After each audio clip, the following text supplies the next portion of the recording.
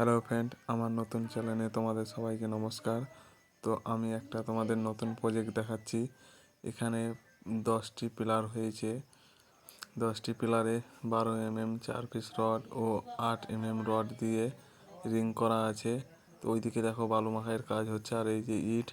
তো এখানে প্রজেক্টে কাজ আছে 2টি বেডরুম, একটি রান্নাঘর, একটি বাথরুম, একটি ডাইনিং ও সিঁড়িঘর। তো কাজটি কেমন হয়েছে তোমরা প্লিজ একটু কমেন্ট করে জানাবে।